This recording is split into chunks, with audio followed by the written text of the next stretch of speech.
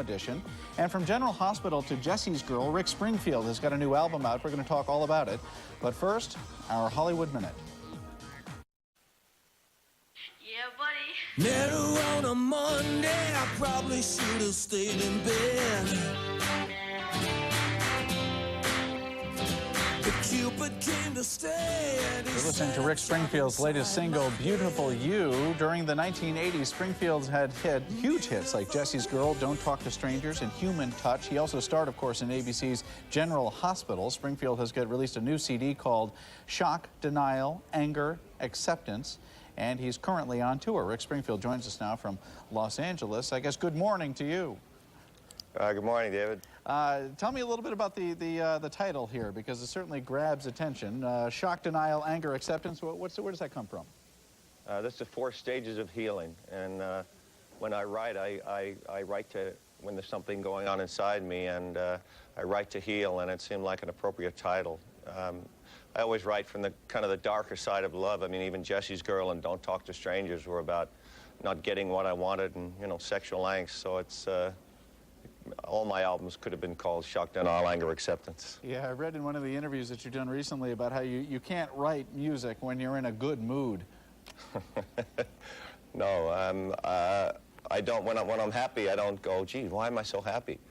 But that does happen when I'm not feeling right, and that's when I look inside, and that's when songs come. It's just, that's the kind of music that I enjoy, and that's the kind of music I write. I was surprised to realize that it's been 23 years since Jesse's Girl was #1. How have you changed as a creative talent over those years? I've gotten older. So haven't we all? Yeah.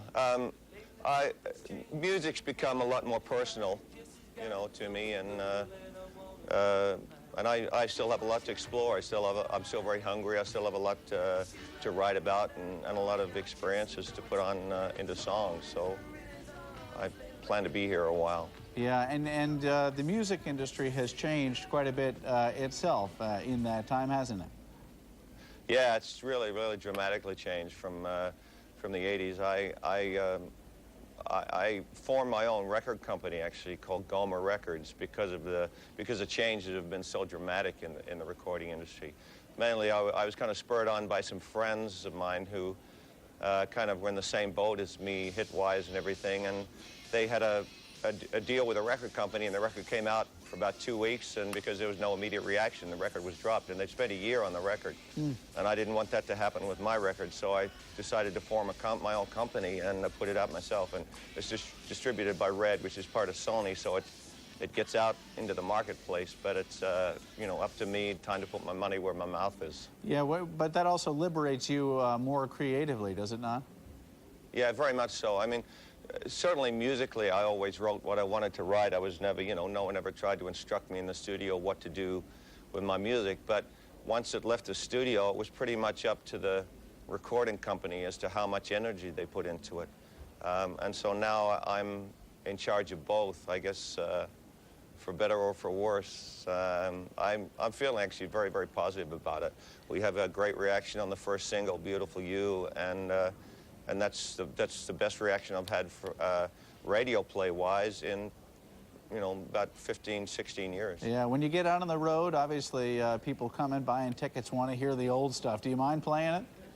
No, I love it. I mean, you know, I've always done that, and when I go to a show myself, I want to see all the whole career, you know. And to me, they're not songs anymore. They're like favorite children, you know. So I don't mind trotting out my favorite kids. Who do you listen to in your free time? I have 2 sons, 18 and 15, and they have turned me on to all the stuff they listen to. I listen to a lot of the new stuff.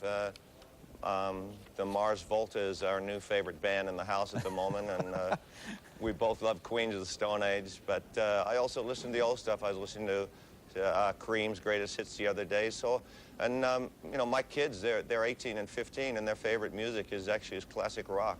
Are they interested in getting into the business, whether it be music or acting? Yeah, you're going to be definitely hearing from both of them. Liam, my eldest son, is a musician and an actor, and actually he got a scholarship to go to CalArts this year which is a big acting college here in California. And my son Josh is a great reader, a drummer, and a piano player. And it's just, there's nothing that I forced them into. It's just that it's a musical household, and there's always music. There's always instruments lying around, so they kind of gravitated towards it naturally. It's that whole apple and tree relationship. Rick Springfield, thank you for being with us today. Yeah, you're welcome. Again, the album's called Shock, Denial, Anger, Acceptance. More information over at rickspringfield.com.